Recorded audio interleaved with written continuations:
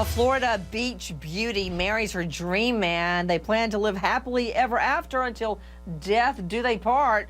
But what the bride didn't know is the hitman she allegedly hires to murder her groom is a cop.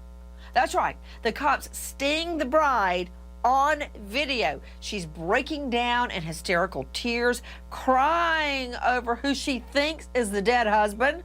As we go to air, round two, Dahlia DiPolito, the killer bride, demanding all charges be thrown out, and she is in court claiming it's all a reality show acting gig. I'm sorry to tell you, man, he's been killed.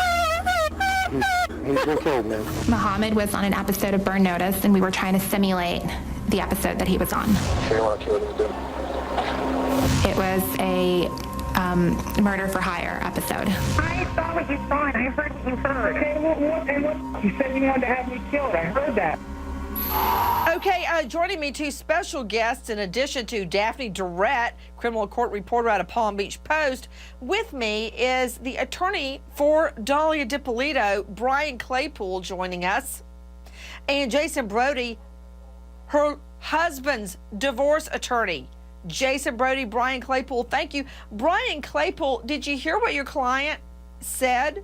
That everything she was telling to the hitman and the go-between, it was all an acting gig. And what a coinky-dink, a coincidence. It was for a murder for hire episode. Well, Nancy, this started out as a project that Dahlia DiPolito wanted to turn into an acting part. And if you heard the testimony in court yesterday in Palm Beach County Courthouse, she also testified that midway during this plan they had, she was threatened by the undercover informant because he had been threatened by the Boynton Beach Police Department to get her on videotape.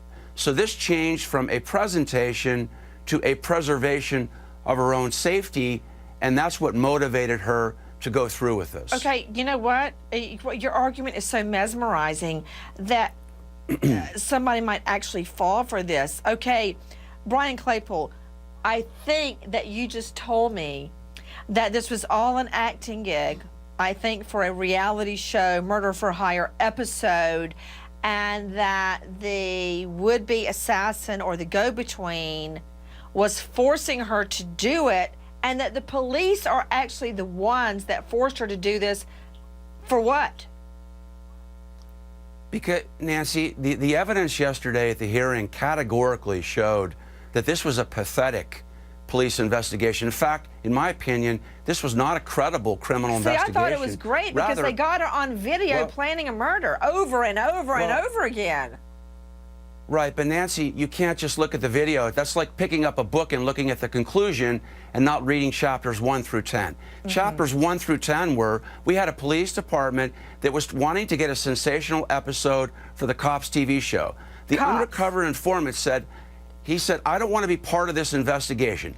Under the policies and procedures of Boynton Beach PD, he should have been removed from the investigation. He wasn't. Also, there were hundreds of phone calls between Dahlia and the undercover informant that were not recorded. Nancy, you know that it's fundamental in any criminal investigation to preserve the integrity of that investigation. Okay, there was hold on. integrity. That is the show Cops, distributed by 20th Television. Jason Brody joining us. This is Dahlia DiPolito's husband, divorce attorney. Jason, do you hear what he's saying? Because let's just follow through his premise. If this was an acting gig for a reality show, there was no script found, no notes found, nothing found to support that. But that would mean that your client was in on the acting gig, and so was the hitman and the middleman, that they were all part of an act. So, was your client trying to get a job as an actor? Absolutely not. And this is just throwing stuff up against the wall to see what sticks. This is not what occurred, because if it did occur, why did the informant not come out and say, hey guys, this is all part of an acting job? Or my client come out and say, hey, it's an acting job. This is 6.5 years this has been going on.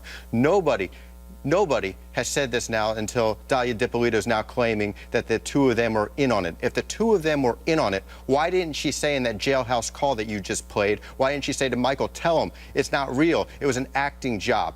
Why Because didn't it's she? not true. Why didn't she, Brian Claypool? Why didn't she? She had a million times to say, what are you arresting me for? This is just an act to put on social media. I have a better question for you. Why did Mike Dippolito go on to say, "Oh, Please put things him will be up. okay in a couple of days"? Keep quiet. And then why does Mike Dippolito saying in the jailhouse call, "Hey, transfer the property over into my name"? No, that gives I'm him a asking you motive a to question. throw her under the bus. What is your answer to my question? She had a million times to say, guys, why are you arresting me? This is just for YouTube, for Pete's sake. This isn't real. Right, because she expected Mike to come clean, and in the jailhouse phone call, he says, Nancy, it's going to be fine in a couple days. Just stay quiet. Really? Because, Liz, don't you have that video of when they bring the husband in and she sees he's still alive and her murder plan didn't work? In the meantime, while you get that for me, let's see what Dalia Dippolito, the so-called killer bride, says on the stand. Muhammad was on an episode of Burn Notice, and we were trying to simulate the episode that he was on. It was a murder for hire episode. It was somebody who had faked their murder for hire, and it wasn't. It was an actor who had faked it, and he was on the episode, and he gave us the idea on how to do it. Your ex-husband's in on this all along. Yes. When you got arrested, did everything change? Yes, everything changed. I'm being accused of something that I didn't do. Absolutely. That wasn't part of the scheme, right? For you to get arrested? No. Absolutely.